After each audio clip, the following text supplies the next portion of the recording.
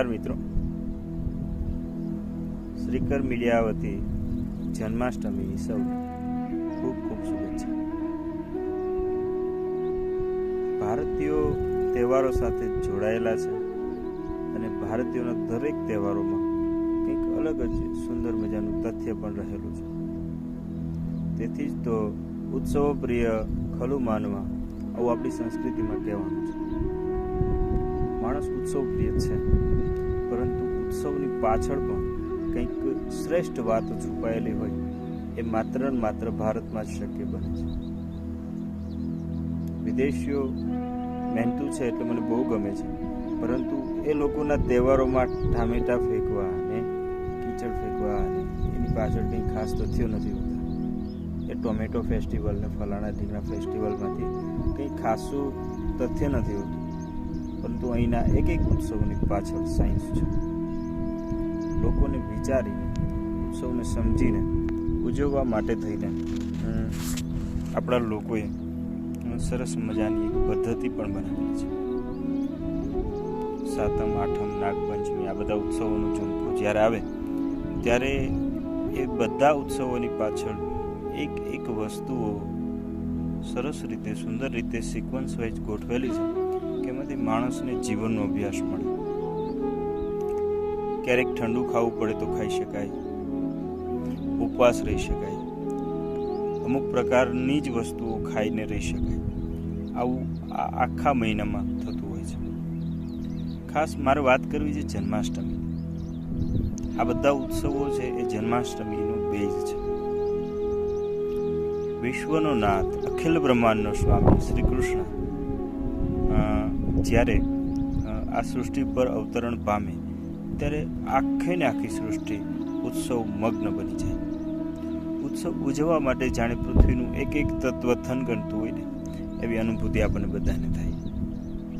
આપણને બધાને ખબર છે તહેવારોના દિવસોમાં માણસ આનંદ કરતો જ હોય છે, પરંતુ જન્માષ્ટમીના તહેવારમાં જે આનંદ કરે છે એ આનંદ, ઉત્સવ, ઉત્સાહ અને એનું એક એક્સ્ટ્રીમ લેવલ આપણે અલગ રીતે ફીલ કરી શકીએ છીએ.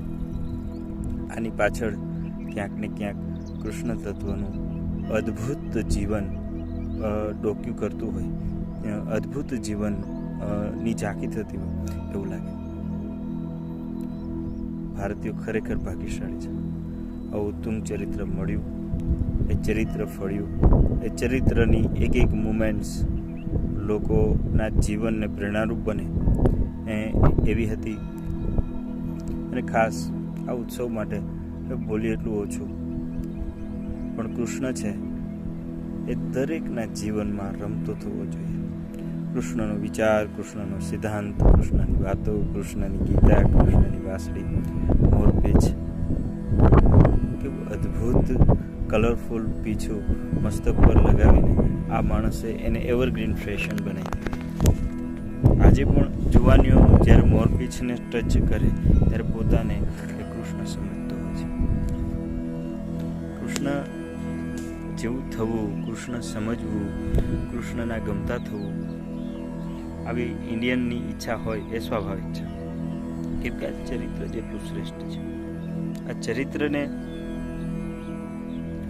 સમજવા માટે જ્ઞાનીઓ, બુદ્ધિશાળીઓ લોકોએ પોતાની બુદ્ધિને લગાવી દીધી, છતાં પણ આ ચરિત્રનો તાગ મેળવી શક્યા નથી. કૃષ્ણની ક્રાંતિ, કૃષ્ણનું જીવન, અંગત જીવન, રાજનૈતિક જીવન, સામાજિક જીવન, બાળપણ, યુવાની, ઇવન કૃષ્ણનો કુટુંબ પ્રેમ, આ બધું ક્યારેક નિરાતે બેસીને વાગોળીએ ત્યારે ખબર પડે કે એક જ જીવનમાં આવી અદ્ભુત સિદ્ધિઓ નોટ પોસિબલ, કૃષ્ણ સિવાય શક્ય નથી. ભારતની સંસ્કૃતિમાં ઉત્તમ, સર્વોત્તમ, પુરુષોત્તમ, શ્રેષ્ઠોત્તમ આ સેતુ હિમાલયથી લઈ અને દક્ષિણના દરિયા સુધી, કચ્છથી લઈને કોહિમા સુધી એક જ રંગ લાગેલો હોય એ મોરપીંછવાળા માથા. ભારતનો કોઈ ખૂણો, ઇવન વિશ્વના ઘણા દેશો કૃષ્ણને અંગત રીતે ઓળખતા હોય એવું જીવન બનાવવાની ટ્રાય કરે છે. હરે રામા હરે કૃષ્ણા કરતા હોય એવા વિદેશીઓને જોઈએ ત્યારે એમ લાગે કે આ કૃષ્ણ છે ને યુનિવર્સલ પર્સન છે, એની સાબિતી છે આ વિદેશી લોકો. અલગ વાતાવરણમાં જન્મવું, ઉછરવું, મોટા થવું, છતાં પણ કૃષ્ણને માનવું આ કંઈક સિમ્બોલિક છે. આપણે વાત કરતા હતા મોરપીંછ, તો મોરપીંછને તો શ્યામનું સરનામું કહી શકીએ. મોરપીંછને જોઈએ, મોરપીંછના રંગો, દુનિયાનો ઉત્તમ ચિત્રકાર કદાચ બોલાવી લેશો તો પણ આબેહૂબ પીંછનું ચિત્ર દોરવા એ માણસ સક્ષમ છે કે કેમ એ શંકાનો વિષય છે. દુનિયાનો સારામાં સારો ચિત્રકાર કદાચ ચિત્રિત કરવા બેસે તો મોરપીંછ દોરી ન શકે એવું મારું માનવું છે. એ મોરપીંછને ઈશ્વર માથે ચડાવે, કૃષ્ણ માથે ચડાવે. જે યુનિક હોય એને ઈશ્વર માથે ચડાવે. ક્યાંક ને ક્યાંક કૃષ્ણની સાથે જોડાયેલા કૃષ્ણ ભક્તોને આજે એ કહેવાનું મન થાય છે કે મોરપીંછ જેવા બનજો, જેને પુરુષોત્તમ પણ મસ્તક પર લગાવીને નાચતો હોય. મોરપીંછ.com. કોઈ કવિએ બહુ સરસ કીધું છે, વાસલડી.com, મોરપીંછ.com વૃંદાવન આખું મારા કૃષ્ણની વેબસાઇટ એટલી વિશાળ કે ખરેખર આ વિશ્વ માં વ્યાપિત આ ચરિત્રની વેબસાઇટ એટલી વિશાળ છે કે તમે નહીં માનો, દુનિયાના ખૂણે ખૂણેથી કૃષ્ણના ફોલોવર્સ, લવર્સ અને કૃષ્ણના ભક્તો નીકળશે. ઊભી થઈને થનગનાટ કરવાની ઈચ્છા દરેકને થશે. બસ જરૂર છે આ ચરિત્રની માટે ઘણા લોકોએ જે ગેરમાન્યતાઓ અને વિકૃત વાતો લખી છે એ દૂર કરવાની, દૃષ્ટિકોણ બદલવાની. જન્મે ત્યાંથી જીવે, યુવાન થાય અને પોતાનું કાર્યક્ષેત્રથી લઈ અને કર્મભૂમિ સુધીની સફર કરે, જન્મક્ષેત્રથી લઈ અને દ્વારિકા પ્રદેશ સુધી આવવાની જે અદ્ભુત મહેનત થાય એ બધા સમયમાં કૃષ્ણ સ્થિર છે, કૃષ્ણ અદ્ભુત છે. અલબત્ત કૃષ્ણ કૃષ્ણ છે. આ જન્માષ્ટમી નિમિત્તે સંકલ્પ કરીએ કૃષ્ણના થવાનું, મોરપીંછ થવાનું. મોરપીંછ બનીને માધવના મસ્તક પર જવાની જે સૌભાગ્ય વૃત્તિ છે સર્વેને પ્રાપ્ત થાય એવી શુભેચ્છા સાથે જન્માષ્ટમી ખૂબ આનંદદાયી રહે, સફળ નીવડે, દરેકને ફલદાયી, લાભદાયી રહે એવી શુભેચ્છા. શ્રીકર મીડિયાના માધ્યમથી ફરી પાછા મળીશું. ત્યાં સુધી જય દ્વારકાધીશ. અને લાસ્ટમાં કહીએ કે ખરેખર દ્વારિકાનો નાથ, પૂર્ણ ગોવાળ,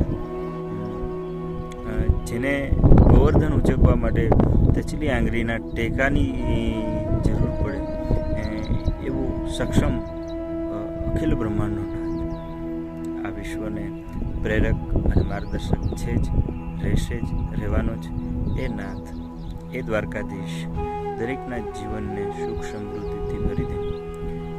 માણસની દરેક સમસ્યાનું સોલ્યુશન આપવા માટે એને આપેલું એક હોલી બુક જે છે શ્રીમદ ભગવદ્ ગીતા, એ સમજીએ, એને ઓળખીએ, એની અંદરની વાતોને આપણા જીવન સાથે જોડીએ અને લાઈફને બેસ્ટ બનાવીએ, પરફેક્ટ બનાવીએ. શ્રાવણ માસ તો છે જ ભક્તિનો, તહેવારનો, ઉત્સવનો અદ્ભુત માસ.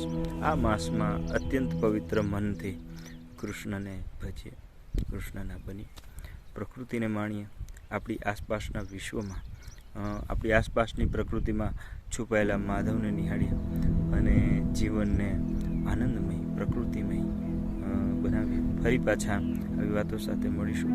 ત્યાં સુધી શ્રીકર મીડિયા આપ સૌને ફરીથી જન્માષ્ટમીની શુભેચ્છા પાઠવે છે. જય દ્વારકાધીશ, જય શ્રી